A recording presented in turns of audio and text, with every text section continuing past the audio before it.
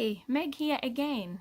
Welcome to our channel. I like reminding you this is our channel um, because it's not a complete channel without you. If you don't watch this channel, it wouldn't be a channel. So yeah, you are a big part of this channel.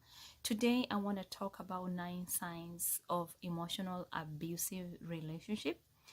And my videos are based on a romantic relationship setting, so this will be more of a marital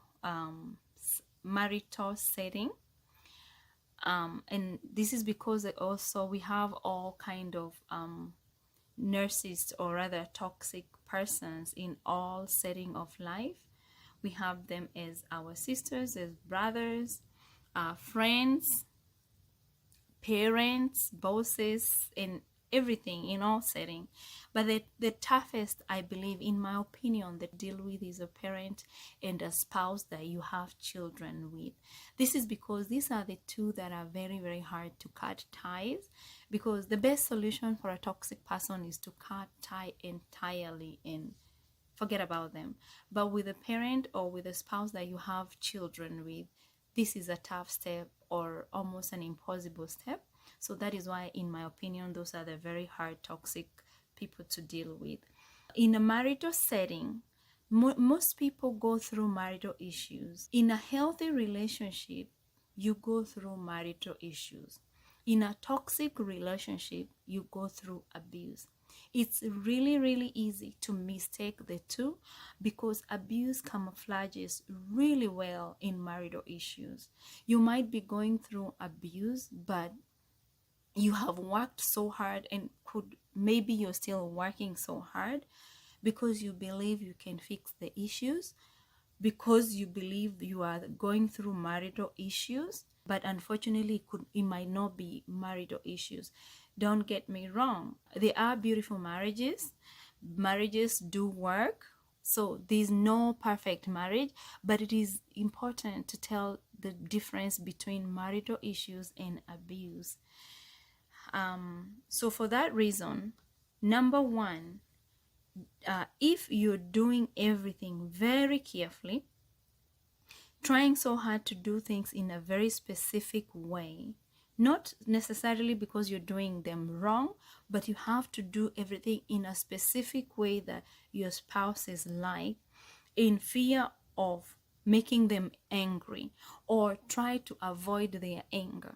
And this is because once they find just one item not done the way they like, hell breaks loose and your peace is disturbed.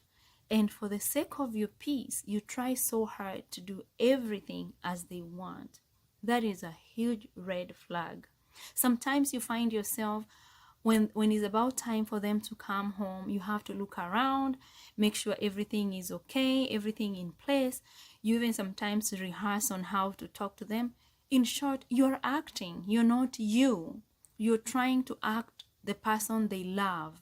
They will find something to anger them.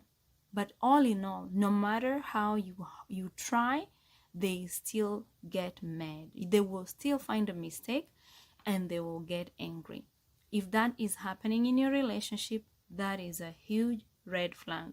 Number two, your partner monitors you in a way that you will not realize that you're being monitored. They act like they are concerned, and you mistake this for love. They check on you a lot and trying to get details on what is going on and everything, especially when you're not home. When you're at home, they probably don't even call you. They probably even don't answer your calls. This happens when you're outside your home. They want to accompany you everywhere you're going. Be it at work, they want to travel with you or accompany you, catching a ride or whatever. When you're getting off work, they will want to pick you up and walk with you home, or drive with you home, or whatever. In short, in the distance between your destination, whatever destination, to your home, they try so hard to accompany you. And when they don't accompany you, they are checking on you regularly. And they are so sneaky, they will try to get details, as in, like who are you with, how long is it going to take for you to get home. But they do this in a very cunning manner. You confuse it for love. In case you say you go to see a common friend or even your friend, they will check on you on your way, and when you get there, they would want even to talk to your so-called friend. They are just trying to confirm if it is true you said you're going where you said you are going. If your partner is so clingy and checks on you on a constant manner, but the same doesn't happen when they are out there, like they don't let you accompany them, and when they are out there, they don't call you on a regular, or if you call them, they don't answer, or they have turned off their phone, that is another red flag. Number 3, they are full of double standards. This is a long one to elaborate. All I can tell you is, if you try to do majority of the things that your partner do, they get mad. But if they do the same exact thing, they will get an excuse for it, and they will make sure that it is okay for them to do that. Yeah, they are full of double standard. So if your relationship is full of double standards, that is another red flag. Number 4, they put you down, but they make it look like it's out of concern or like it's a joke. If you happen to show them that you don't like what they're doing, they will put it like you don't know how to take jokes, or they will try to show that they are the only one who can tell you how things are, or rather the truth, but you don't want to take the truth. But in reality, they told you in a mean way. They are just trying to put you down. That's a red flag. Number 5, they control you with emotions. They control you with their anger. If they want you to stop doing a particular thing, they probably want you to stop talking to some of your friends, or they want you to stop doing things that you love doing, or they found you doing but they want you to stop. A healthy person should come to you, and you both should be able to sit down and discuss and come to an agreement. But with a toxic person, they will throw tantrums every time you do something they want you to stop. Again, it's not that you're doing anything that you're not supposed to do. No, it's just they want you to stop whatever you're doing. Mostly this is found when someone is trying to isolate you. They will get angry, they will throw tantrums, and before you know it, you will realize you stopped doing so many things that you love, and you stop talking to some of your friends, and there's nothing that happened. If you find yourself in such a situation, that's another big red flag. Number 6, making you feel like you are not good enough, so you end up working so hard. This is with an effort to try to kill your self-esteem. Again, this is a big red flag. Number 7, when you point out or call out their bad behavior, they get extremely angry. They will turn tables, they will blame you for their behaviors, and they will not admit that they did anything wrong. Again, that is another red flag. Number 8, everything feels like a competition. And I mean everything, even a simple discussion, simple communication. When you two are talking, your partner never validates you. Your partner never wants to see your side, your side of story, or rather to understand your side of story. They never want to see your point of view. They will never agree with you. You will either agree with their point of view just to dismiss the story because you don't want the argument, but they will never agree with you.